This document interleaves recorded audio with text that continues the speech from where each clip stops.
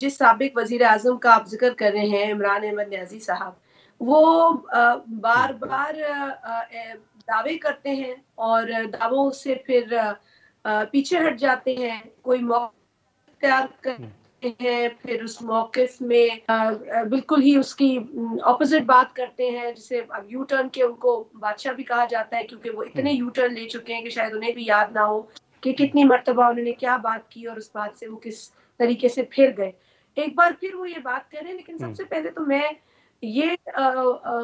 मेरा सवाल है या मेरी सोच है कि जी वो किस हैसियत में पाकिस्तान की असेंबलियों को तोड़ने की धमकी दे रहे हैं। ठीक है, वो एक हुँ, जमात के सरबराह होंगे, लेकिन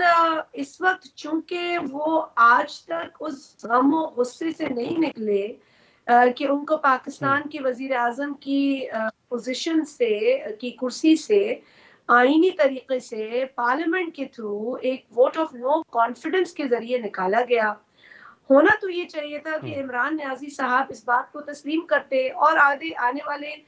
जो वक़्त है उनकी तैयारी करते, अपने सियासी जो उनकी अगर तो कोई उनका मैनिफेस्टो है, क्योंकि लगता नहीं है कि उनकी कोई हुँ, आइडियोलॉजी या मैनिफेस्टो है। जो शख्स रोज़ बयान देकर फिर उसी बयान से फिर जाता है, उसकी तो ज़बान भी एक नहीं है, उसके पास तो पार्टी का मैनिफेस्टो भी नहीं लगता है और ना कोई आइडियोलॉजी है। अब आप नई जो आप हुँ, बात कर रहे हैं कि वो ऐलान करने जा रहे हैं,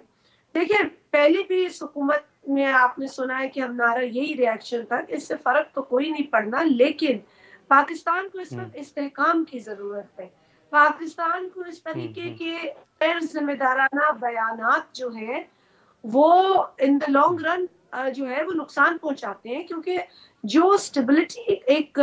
क्राइटेरियन है ना, अगर वो नहीं होता तो बहुत सारी चीज़ें असर-अंदाज़ होती हैं, जिसमें मईशत सबसे बड़ी चीज़ है, इन्वेस्टमेंट सबसे बड़ी चीज़ है। अगर तो इमरान अहमद हुँ, न्याज़ी साहब समझते हैं कि उनकी ज़ात के आगे पाकिस्तान की फलाह, पाकिस्तान की मईशत, पाकिस्तान की इन्वेस्टमेंट कोई मायने नहीं रखती, हुँ। तो फिर तो वो